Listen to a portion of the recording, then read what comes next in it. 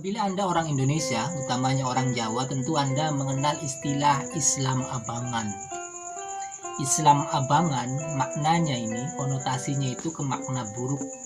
Artinya kalau misalnya ada orang Islam di Jawa itu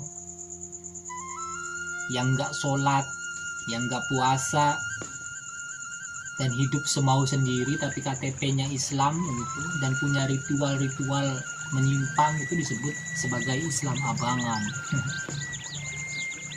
Lawan daripada Islam santri. Jadi kalau Islam santri itu ya Islam selayaknya santri, puasa ya puasa, mondok dan lain sebagainya. Itu konotasi Islam abangan yang dipahami oleh masyarakat sekarang. Jadi pendek kata bahwa Islam abangan itu Islam buruk lah ya, Islam tidak sesuai syariat. Namun pemirsa, sebagaimana yang diungkapkan oleh salah satu ulama yang sekarang sudah wafat, itu Agus Sunyoto itu, katanya bahwa asal usul Islam abangan itu sebetulnya tidak seburuk yang disangkakan orang. Jadi menurutnya gitu, bahwa yang asal usul Islam abangan itu, kenapa dinamakan Islam abangan?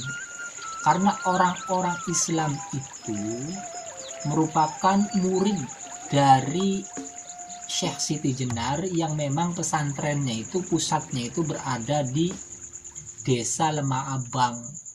Nah, pengikut Syekh Siti Jenar inilah yang kemudian hari disebut sebagai orang-orang Islam abangan. Jadi mereka santri-santrinya Syekh Siti Jenar.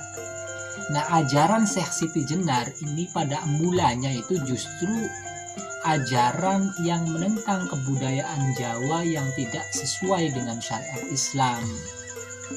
Apa itu? Jadi menurut Agus Sunyoto itu bahwa dahulu di zaman Syekh Siti Jenar hidup itu,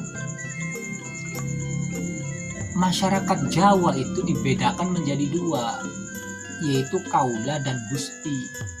Kaula ini ya rakyat biasa, sementara gusti ini adalah penguasa, raja, adipati dan lain sebagainya, para penguasa. Nah, undang-undang pada waktu dulu, gusti itu, kaum gusti itu adalah segalanya. Artinya seluruh tanah yang ada di Jawa pada waktu itu yang miliknya gusti. Jadi rakyat itu hanya sekedar kontrak saja gitu. Jadi kalau misalnya manusia dari kalangan gusti itu, penguasa, raja begitu, adipati dan lain sebagainya, pengen tanahnya rakyat, ya tinggal ambil, rakyat diusir. Karena dalam pemahaman masyarakat Jawa pada waktu itu, katanya seluruh tanah dan isinya itu adalah milik kaum gusti itu. Rakyat itu tidak boleh protes, dan kehendaknya itu harus sesuai dengan kemauan kaum gusti begitu. Nah, hal itulah yang oleh Syekh Siti Jenar atau oleh Syekh Lemah Abang itu ditentang gitu.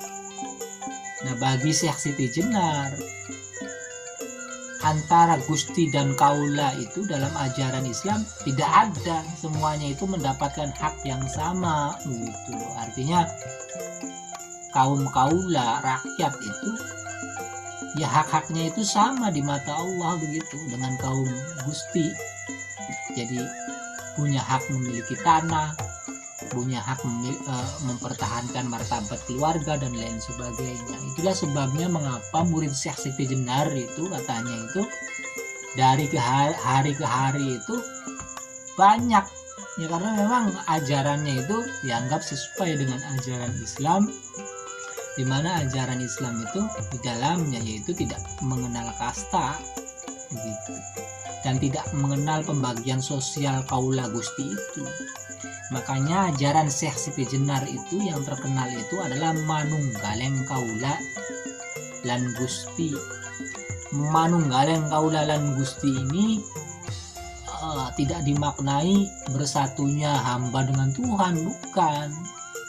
Jadi maksudnya itu dalam pandangan Agus Sunyoto itu adalah ajaran yang antara kaula, maksudnya rakyat, dan Gusti, kaum bangsawan itu sama begitu loh, kedudukannya itu sama, yang membedakan itu ketakwaannya.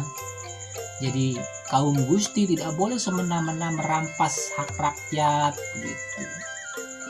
Jadi dulu zaman itu katanya kalau raja misalnya pengen anak gadis rakyatnya, ya tinggal ambil aja. Karena pada waktu itu pemahamannya itu katanya ya semuanya itu milik raja, milik kaum bangsawan.